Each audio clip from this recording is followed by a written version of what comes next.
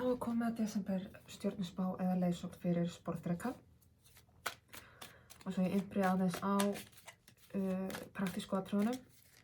Þá er ég að lesa opið fyrir marga í einu, þannig að þetta getur ekki verið ónákvæmt og þetta passar ekki fyrir alla. Nú ef að þú tengir bara engan veginn við merkið þitt og þinn lestur, þá mæli ég heiklust með því að þú kíkir á önnur merki úr stjörnukortinu þínu, þá sérstaklega tunglmerkið þitt eða rísendamerkið þitt. Og eins líka ef það er eitthvað merki sem eru að endurtaka sig oft í stjörnukortinu sínu, þá er það kannski bara frekar fyrir því í dag.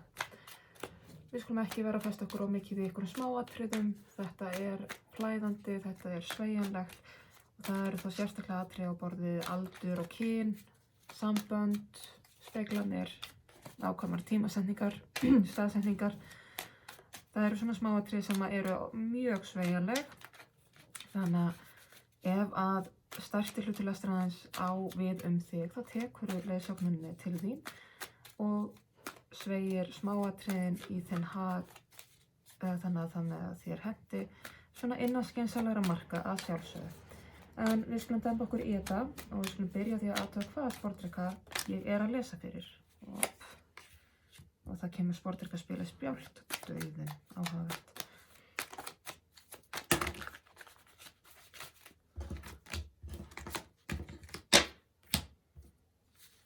Og við skulum athuga með áskoranir og uppástungur, eða áskoranir og uppákomur meina ég. Við skulum fá leiðsögn.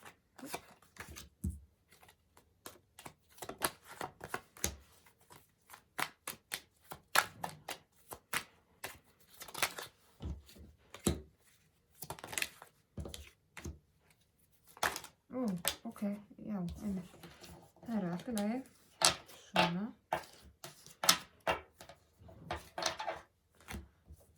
Talsvert leiðsögn fyrir þig, sportdreki. Og við skulum fá niðurstöðu.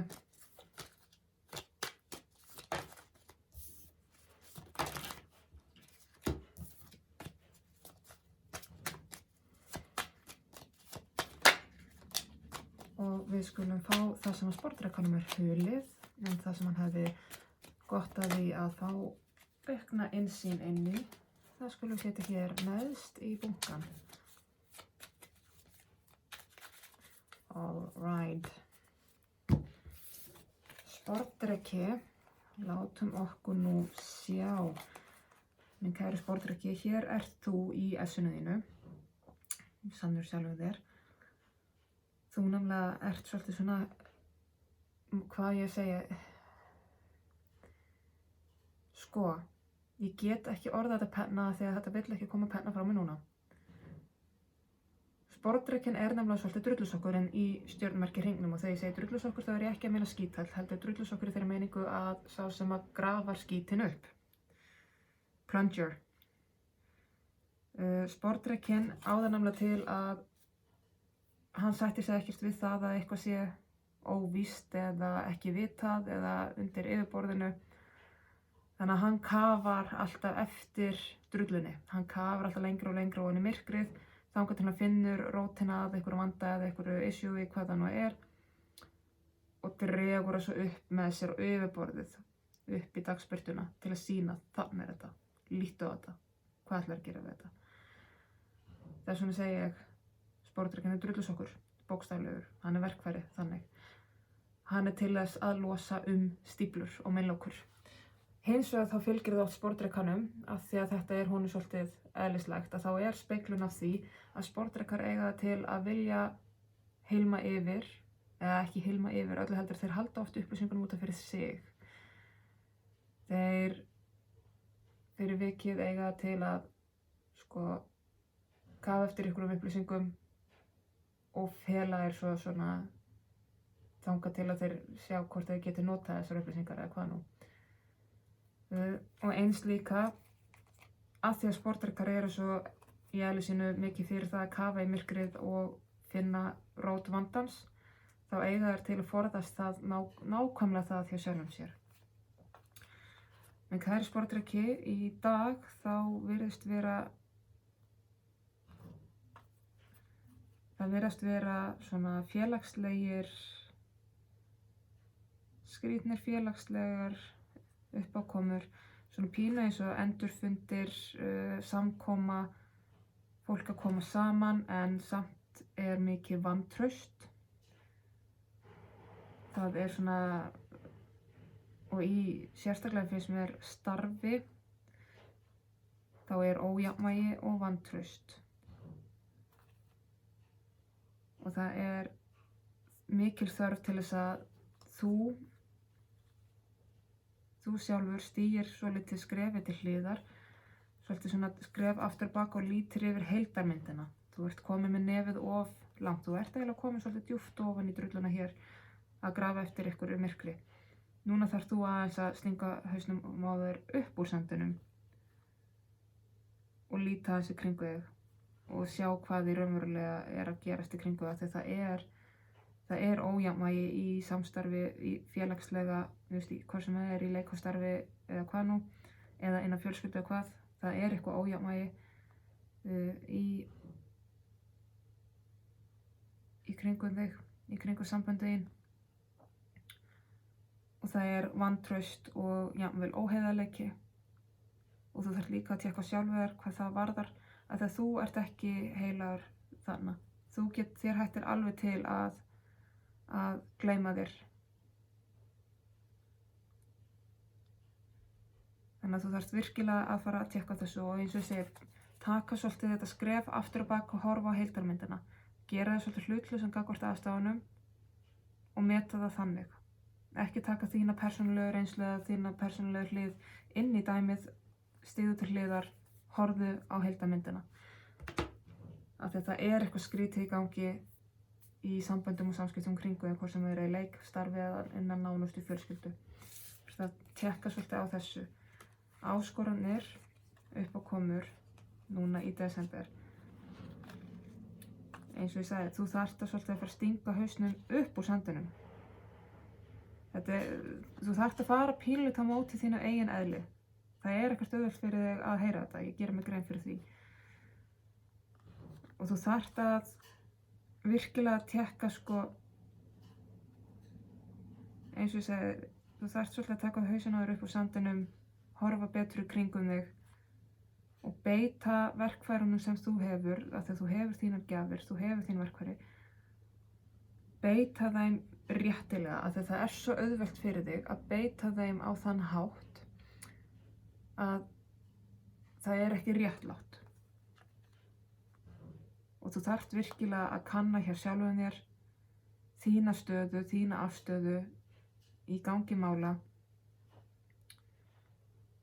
og finna hvað þetta réttláta þó það stangist kannski á við þína persónulega sína hlutina. Þú hefur ákveðna eiginleika, ákveðna gjafir, ákveðna hæfileika, í ákveðna stöðu til þess að geta sveigt svolítið málin þannig að þetta falli rétt, en þá þarftu líka að tékka aðeins á sjálfum þér líka, kanna svolítið þína afstöðu og athuga hvort að þú sért örugglega réttu megin við línuna. Leiðsögnin þín, þetta var nú óttalega leiðsögn hérna, en þetta allavega áskorun þín núna í desember. Leiðsögnin þín, ég get svo svarað.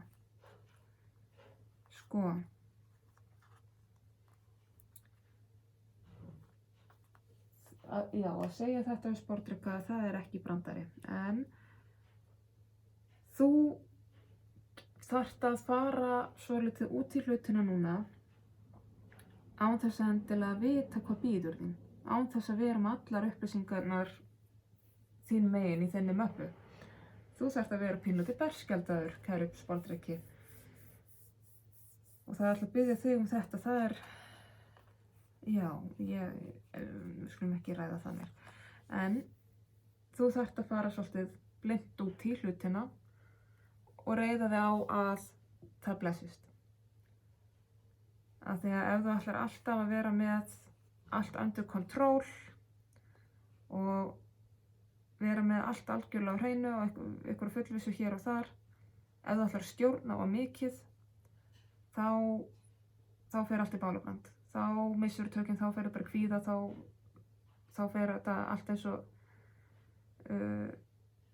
eins og bara vatni gegnum sigtið, sko, þá nærðu ekki að halda neinu. Og þetta snýst rosalega mikið um það að þú þarft svolítið mikið að stíga út fyrir þægindarammaðinn, þarft að sleppa tökunum á einhverju sem að tjónar þér alls ekki. Það alveg oft á tíðum sem að við erum kannski búin að hafa einhvern hlut, eitthvað starf, eitthvað hlutverk, eitthvað tengsl, eitthvað vinátta, eitthvað sambönd, búin að hafa það svo lengi með okkur, þetta hluti að daglega lífin okkar. Þetta eitthvað sem er búið að standa okkur nærri í mörg ár, jafnvel. Þetta hún hluti af heimsmyndin okkar, þannig að þegar við finnum að þetta óheilbrigt, þetta ekki í lagi, sama hvaðan það kemur, best að sleppa tökunum á þessu, það hægara sagt en gert. En það náttúrulega líka bara það að því að þú ert þá að taka skref út fyrir þægindarammaðinn. Þú ert að breyta þinni persónulegu heimsmynd og það bara virkilega erfitt. Og ég sé það alveg, þetta verður svolítið erfitt fyrir þig, en það kominn tími til og eins og ég segi, þeim meira sem hún reynir að stjórna og þeim meira sem hún reynir að halda þessu inn í þínum ramma, inn í þægindarammanum þínum, þeim meira líkur eru á að þetta sprengi allt utan að sér og fari á versta veg og þú endir uppi aleinn, ráfandi og villtur. Þetta verður mikil pressa og það þess vegna svo mikilvægt fyrir að finna styrkin og hugrekkið til þess að halda áfram út fyrir þægindarammann, sama hvað það hvort það að taka eitthvað sérstaka afstöðu í þínum málum eða slíta eitthvað bönd eða hvað nú, breyta vinnustað eða veit nú ekki hvað það En aftur kemur þetta með að stíga skref aftur á bak og horfa á heildarmyndina. Þú ert að virkilega líta á stóru myndina, stóru heildarmyndina og beita innsæðinu þínu og rökhugsunni og átta þig á hvað rétt og hvað rangt. Þetta hægara sagt en gert. Þetta mikil áskorun, ég geri mig grein fyrir því, en fyrst og fremst þá þetta spurning um að stíga út fyrir þægindarammann sinn og hafa styrkin og hugrekkið til þess. Og þá hugrekkið sérstaklega mikilvægt hér. Nú, niðurstaða þín.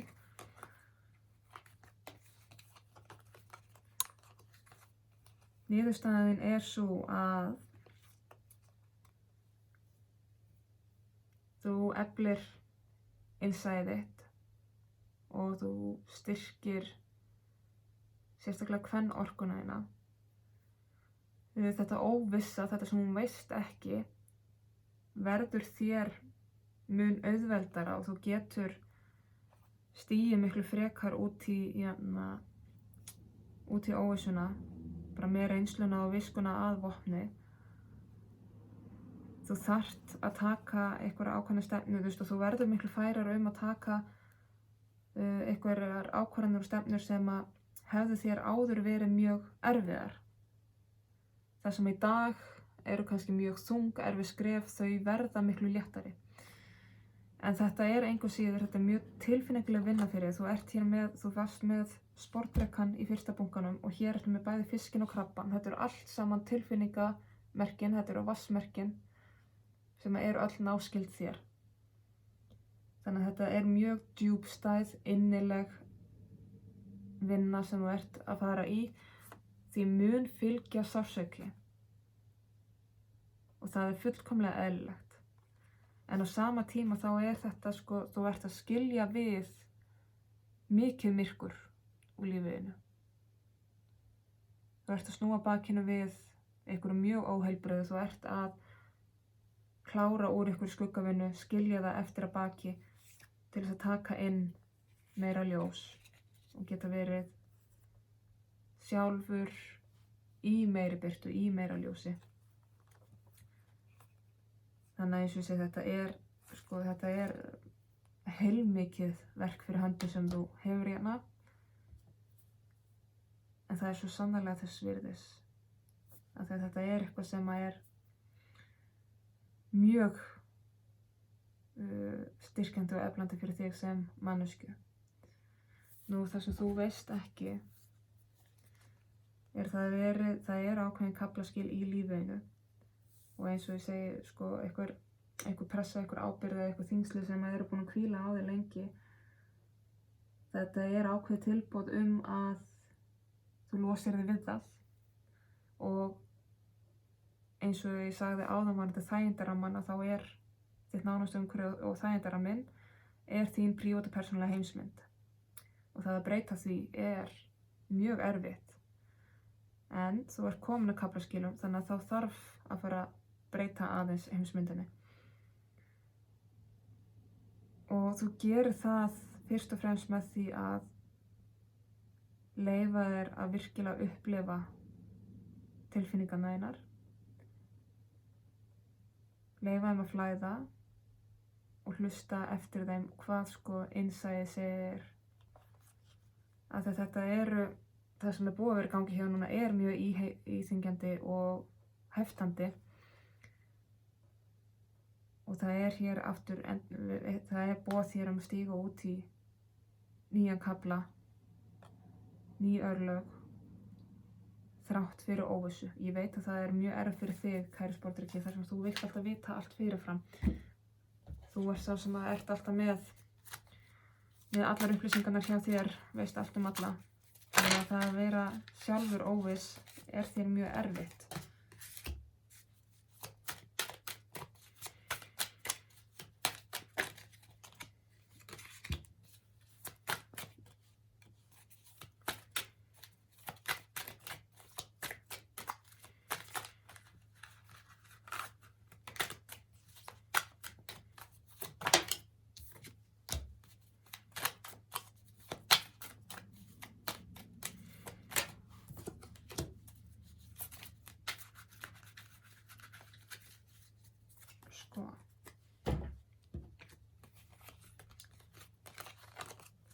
Þú fær dauðan hér aftur í fyrsta bunka þannig að það er virkilega verið að ýta á þig.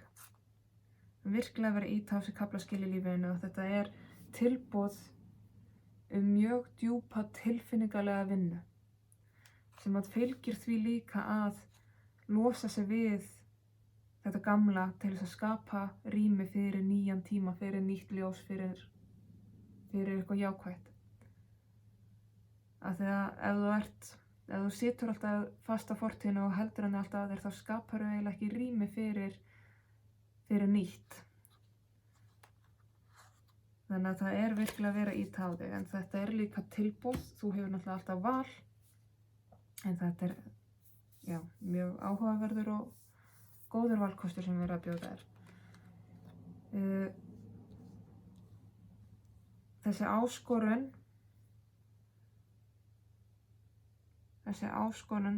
hún snýst rosalega mikið samskipti og sambönd eins og ég hef búin að ræða hérna aðeins áður.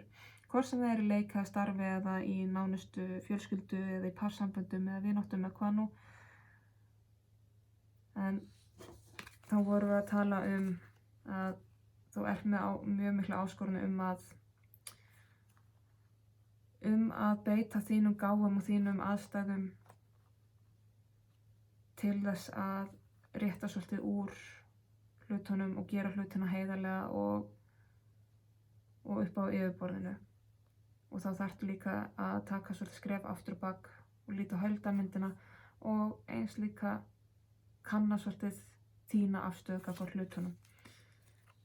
Og þetta er eitthvað þetta er persónulegt fyrir þér. Meira þess að þó að þetta tengist vinnunni eða hvað nú, þá er þetta samt alveg, þetta er svolítið djúpt fyrir þig. Nú þarft alveg svona, þetta er mjög tilfinningalegar ákvarðanir sem þú þarft að taka. En þú þarft virkilega að kanna þína eigin afstöðu. Þú varst með hérna heilmiklu leiðsögn það að þurfa að hafa hugrekki til þess að berskjálta sig gagnvart þessu. Berskjálta sig gagnvart því að fara út í óvissuna og beita það svolítið yfirsýninni og innsæinu að vopni. Og leiðsögnin fylgdi líka að ef þú ef þú reynir að stjórna of miklu, ef þú reynir að beita of mikilli rökhugsun og stjórnun og reyna að láta hlutina ganga upp þannig að þú þurfir í rauninni ekki að gera neitt sko, þannig að þú þurfir ekki að taka neina afstöðu, þá missur þetta úr höndunum og þá springur þetta allt. Þá fer þetta allt út þúfur. Og það hér þessu fylgjandi að annaðhvort að þú yfirgefir aðstæður eða sambönd eða samskipti eða þá að einhver yfirgefur þig. Og þá þetta svolítið spurningin sko, ætlar þú að láta hlutina fara út þúfur sem að þar að leiðandi mun fæla aðra frá eða ætlar þú að taka afstöðu og taka ákvörðun að ok, ég sleppi þá þessu eða hvað það stundum snýst þetta, þú veist þetta eins og þetta tilfinningulegt og mér finnst snúast mikið samband og samskipti eða félagsskap, þá getur þetta þessum að líka verið að þetta snúist verkefnin í lífinu. Það getur vel verið að þú þurfir að skera á einhver sambönd eða samskipti í lífinu en þetta getur líka einnig verið að þú þarft að minnka við verkefnin og að þú sér búin að taka of mikið að þér. Niðurstaðan var svo að já, þetta mjög tilfinninguleg vinna fyrir þig sem að mun fylgja sársauki, þetta mun vera sko, svona heartbreak fyrir þig, þetta mun vera hjartaskellur að þurfa að taka einhverja ákvarðanir varðandi þetta, en þetta mun vera svo mikið efling fyrir þig að þegar fyrir vikið þá getur þú miklu frekar tekið svona ákvarðanir seinna meir án þess að það sé erfitt. Þú verður miklu færari í því sem þú ert að gera og þetta verður ekki svona erfitt aftur.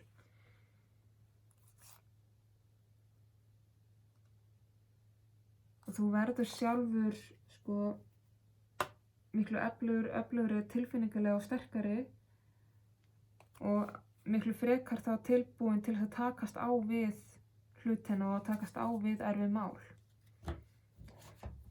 Þetta mjög þroskandi fyrir þig og þú nærð einhvern veginn þá frekar að sko vera hlutlaus og passa upp á tilfinningarnar þínar á sama tíma einhvern veginn. Það sem þú veist ekki að það hefur allt sem tíma og það búið að vera mikið í uppsiglingu sem að líta dagsins ljós núna. Þú þarft að vera svolítið krappur á þínu og reiðbúin að taka erfiðar ákvarðanir og þá þarftu að vera tilbúin til að taka þér þannig að það sé ekki persónulegt. Þú þarft að vera mjög stöðugur og standa með báða fætur í jörðu. Þú þarft að einblína sérstaklega á það hvað rétt og réttlátt og heiðarlegt. Og hér áminning að þú getur ekki verið alltaf með annan fótinn í fortíðinu og haldið samt í framtíðina líka. Þú getur skapað mikla hamingju. Þú getur gert þetta rosalega gott ef þú fylgir leiðsögn og ef þú passar svolítið að vera fyrst og fremst heiðarlegur og réttlátur í þessu. Nú, ég ætla að taka þessa leiðsögn heim saman með Mystical Shaman Oracle stokkinu, eitt spil þar.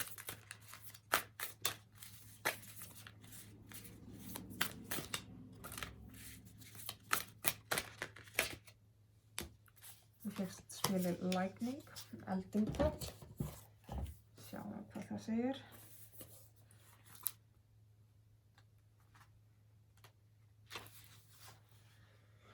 Elding.